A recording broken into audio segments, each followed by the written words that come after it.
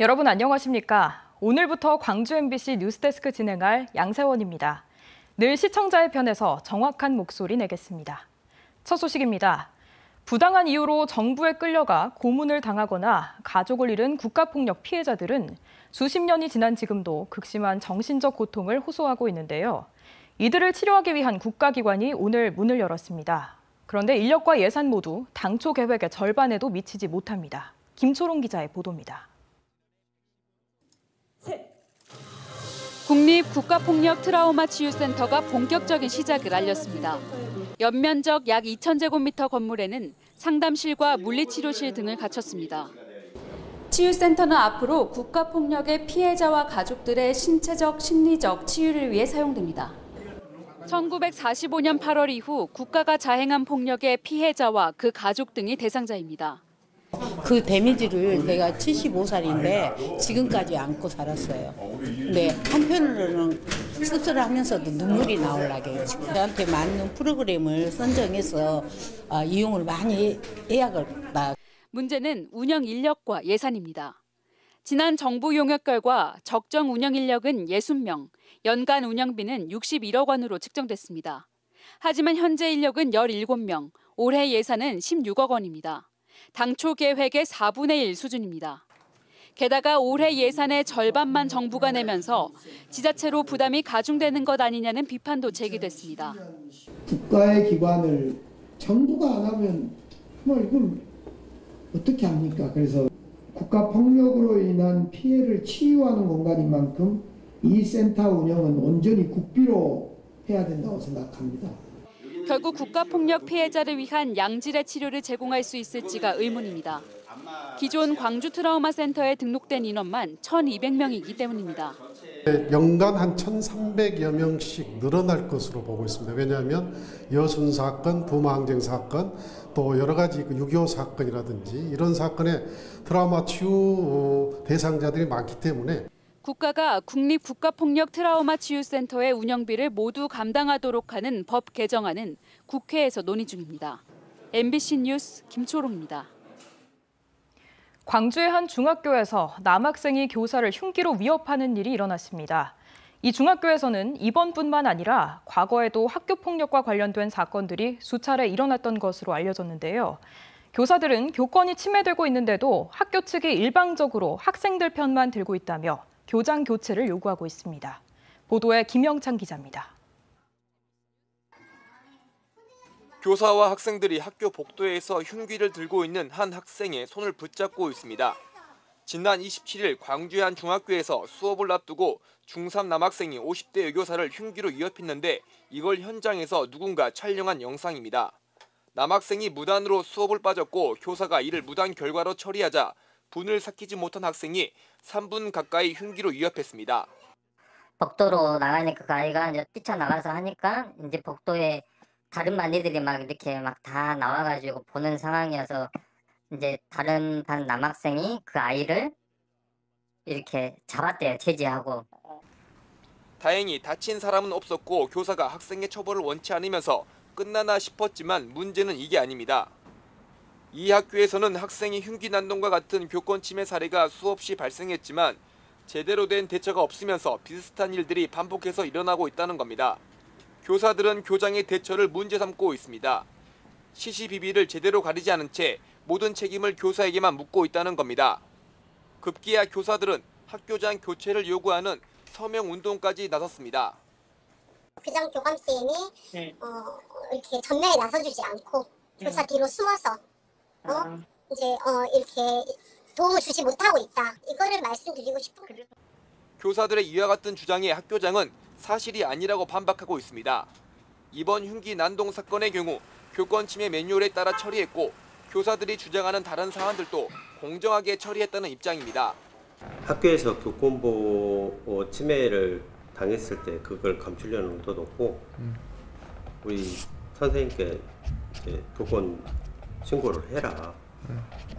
이제 본인이 이제 그러면 생각해 보겠다. 그래서 광주 교사노조는 교사들이 학교장을 교체해달라고 요구하는 것이 매우 이례적이라며 교육청에 즉시 교장과 교감을 직위해제해 줄 것을 요청했습니다. MBC 뉴스 김영창입니다. 민선 8기 3년차를 시작하는 전남의 시장 군수들이 현장에서 주민들을 만났습니다. 남은 임기 동안의 구상을 엿볼 수 있었는데요. 임기 4년의 반환점을 돈 단체장들의 포부를 주현정 기자가 종합했습니다. 이른 아침 어린이집에 등원하는 아이를 맞이하는 선생님이 오늘은 좀 남다릅니다. 이제 오늘도 선생님 이제 만나보세요.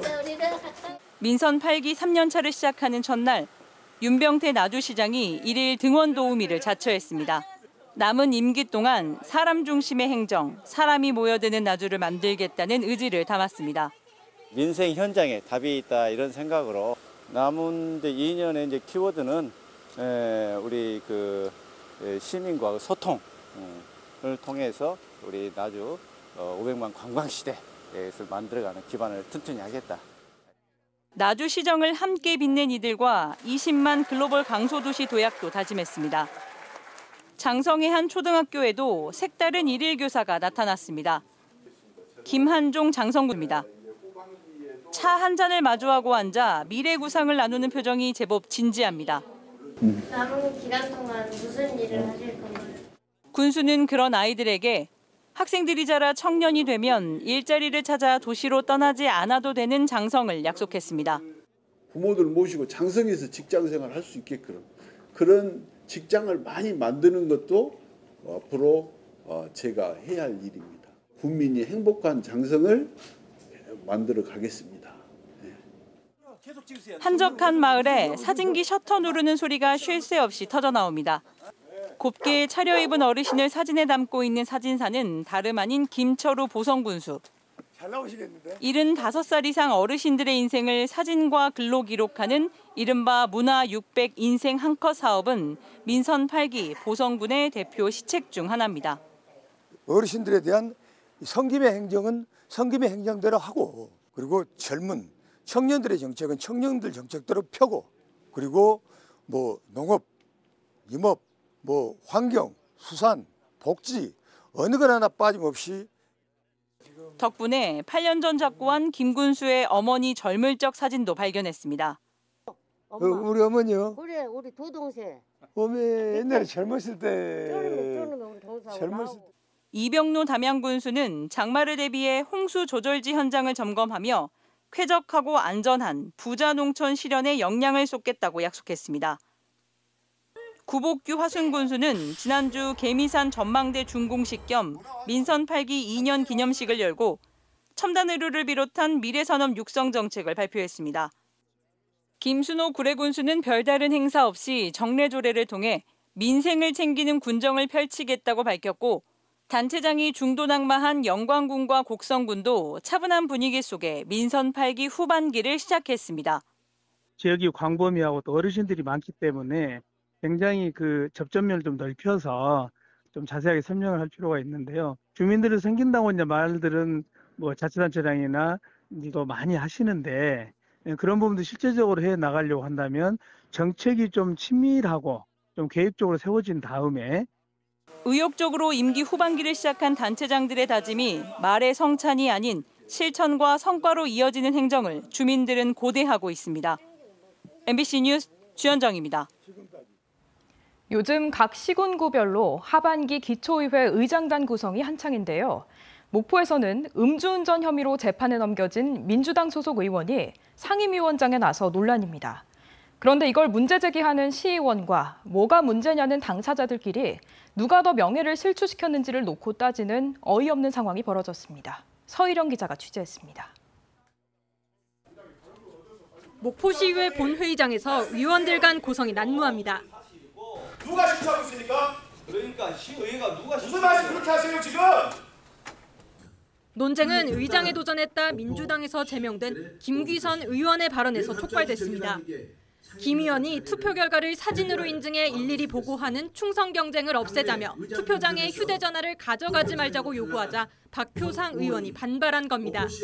박효상 의원은 작년 10월 음주운전을 했다가 재판에 넘겨진 사실이 뒤늦게 드러난 상황. 당시 의장으로 의회를 이끌던 문차복 전 의장이 이를 지적하자 서로 발끈하는 과정에서 누가 더 명예를 실추했냐고 싸우는 촌극이 벌어진 겁니다. 이게 그 말하는 것 자체가 목포 시의회를 명예를 실추심을 아닙니까? 우여곡절 끝에 후반기 의장은 10대 의회 전후반기 의장을 지냈던 조성호 의원이 선출됐지만 상임위원장 선거는 파행을 겪었습니다.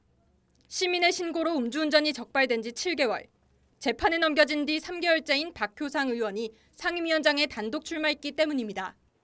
언론에 나온 A 음주 혐의가 있는 C 의원은 바로 저 박효상입니다. 다루는 투표 절차 의사와 관련된 얘기만 하셔야지 다른 얘기를 하시면 안 된다고요. 박효상 의원 홀로 나선 관광경제위원장 선거는 재투표까지 이뤄졌지만 결국 찬성 11표, 반대 11표로 부결됐습니다. 또 김관우 부의장 후보도 반대 12표가 나오며 부결됐습니다. 목포시의회 22명 의석 중 17석을 차지하고 있는 민주당에서 6표가 이탈한 상황. 목포시의회는 9일 본회의를 다시 열어 의장단 선거를 마무리할 계획이지만 민주당의 복잡한 이해관계가 노출된 만큼 어떤 결론이 날지는 미지수입니다.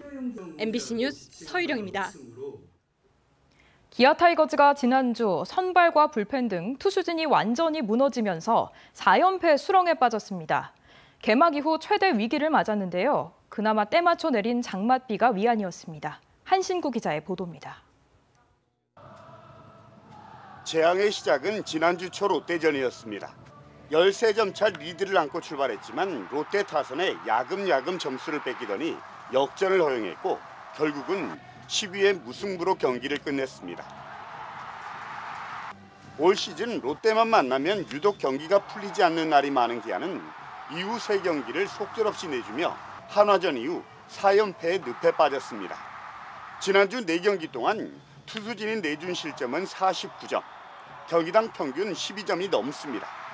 믿었던 선발 투수들이 무너진 데다가 마무리 정혜영의 이탈로 생긴 우려됐던 불펜의 과부하가 겹쳤기 때문입니다. 2위 LG와는 여전히 한 게임 반차 선두. 그렇지만 투타 밸런스가 무너지면서 개막 이후 최대 위기를 맞고 있는데 특히 경기당 1개골 이상으로 고비 때마다 나오는 실책은 고스란히 패배로 이어지고 선두 수성의 변수가 되고 있습니다. 더욱이 올 시즌 최고의 활약을 펼쳤던 이우성이 허벅지 부상으로 전열에서 이탈해 공수에서 타격이 불가피해졌습니다.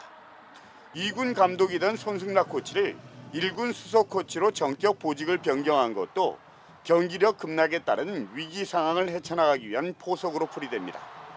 기아 타이거즈는 이번 주 2게임차 3위를 달리고 있는 삼성과의 주중 3연전을 끝으로 올 시즌 전반기를 마무리하게 되는데 지난 주말 2연전이 장맛비로 취소돼 투수진 운영에 숨통이 트인 게 그나마 다행으로 여겨지고 있습니다.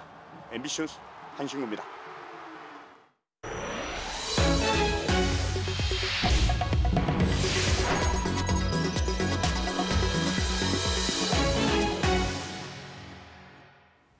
광주 경실련이 강기정 시장의 인연에 대해 소통과 돌봄 측면에선 긍정평가를 한 반면 중앙공원과 도시철도 등은 부정평가했습니다. 광주 경실련은 고층 건물 층수 제한 해제와 중앙공원 1지구 선분양 전환, 산하기관장 보훈 인사 등 강 시장의 지난 시정 운영을 부정적으로 평가할 요소가 많다고 밝혔습니다. 또 신속, 투명, 공개 원칙을 강조했지만 관행적인 행정행위를 지속적으로 반복할 뿐 혁신적인 행정을 찾아보기 어려웠다고 덧붙였습니다. 하지만 소통 방식은 긍정적으로 평가했고 광주다움 통합돌봄과 군공항 이전 계기를 마련한 특별법 제정 등도 긍정적으로 평가했습니다. 광주 글로벌 모터스 노조가 성실한 교섭을 촉구하며 전남지방노동위원회에 부당 노동행위 구제 신청을 접수했습니다. 민주노총 금속노조 광주 전남지부는 광주 글로벌 모터스의 1노조와 2노조가 교섭 창구 단일화 절차를 거쳐 단체 교섭을 요구하고 있지만 회사 측이 이를 거부하고 있다고 주장했습니다. 이에 대해 회사 측은 교섭 당사자 적격성에 대한 중앙노동위원회 결정문을 기다리고 있을 뿐 교섭을 회피한 사실이 없다고 반박했습니다. 증심사와 해인사 등 중요 국가유산의 창호를 제작한 임종철 선생이 소목장 무형유산으로 인정됐습니다. 광주시는 전통 창호장인인 소목장을 광주시 무형유산 종목으로 새로 지정하고 임종철 선생을 소목장 보유자로 인정했습니다.